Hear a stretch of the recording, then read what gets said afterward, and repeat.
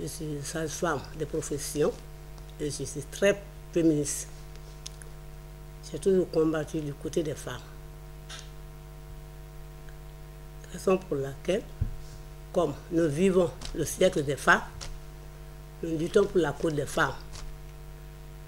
Et généralement, nous sommes victimes des épreuves de la vie. C'est ainsi, moi en tant que sage-femme, lors de mes accouchements, je découvrais des situations pénibles qui venaient, qui avaient pour cause l'excision des femmes. Il s'agit des cas de fistules, des cicatrices vicieuses qui empêchent nos premiers d'accoucher sans l'intervention de la sage-femme. Quelle est l'intervention? Il faut faire une épisiotomie pour laisser le passage à l'enfant. Ça fait double douleur. La douleur de l'accouchement et la douleur de l'épisiotomie. Et après l'accouchement, il faut enlever le fil. Vous savez, vous voyez. Alors, comme je suis dans un milieu là, et vraiment toutes les femmes viennent vers moi. Il y en a qui viennent avec des fistules vésico-vaginales. Qu'est-ce que cela veut dire? L'urine sort, il y a l'incontinence d'urine. Elle me pose la question, qu'est-ce qu'il peut faire ça? Je dis oui, c'est l'excision, parce que tu n'as pas pu accoucher de toi-même. Parce qu'il y avait des cicatrices, le passage du bébé était déjà rétréci. Il fallait une déchirure. Et cette déchirure, dans ce milieu rural, les accoucheuses ne savent pas comment intervenir pour mettre fin. Alors, vous êtes condamnés comme ça pour toute votre vie. Alors, voilà pourquoi ma sensibilisation vis-à-vis des femmes a été facile. Alors, presque tout le village est mon patient.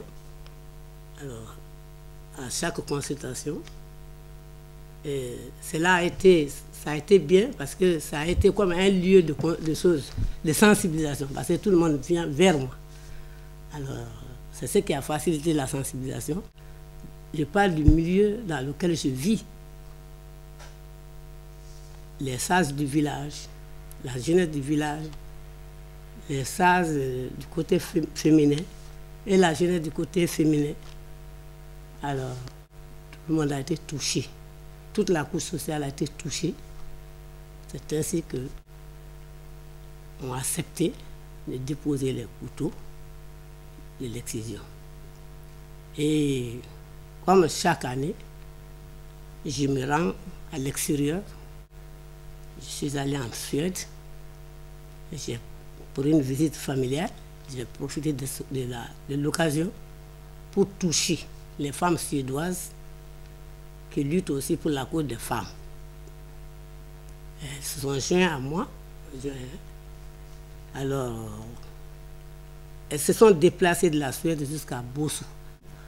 Voilà la réalité des choses.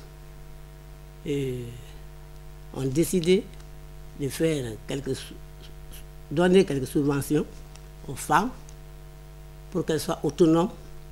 Parce que l'exclusion, comme argument qu'elles m'avançaient, que c'est leur lieu de réjouissance, c'est là-bas qu'elles gagnent leur pain. Alors je leur disais à combien elles le font.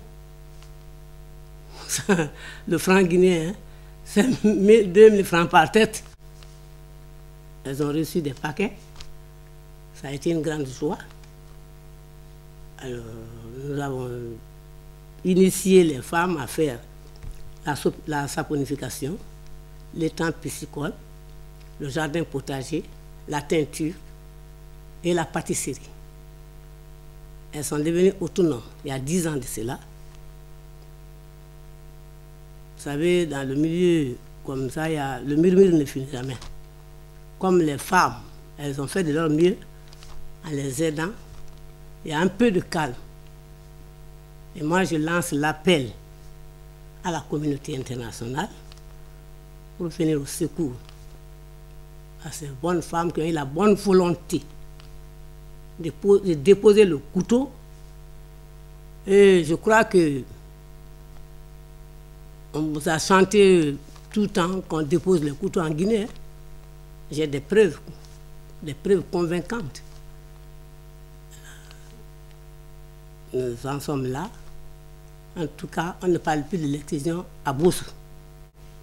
Et cette victoire ne doit pas se limiter seulement au niveau de Bossou. Bossou n'est qu'une sous-préfecture. Nous sommes en train de nous organiser à sensibiliser toute la préfecture de Lola,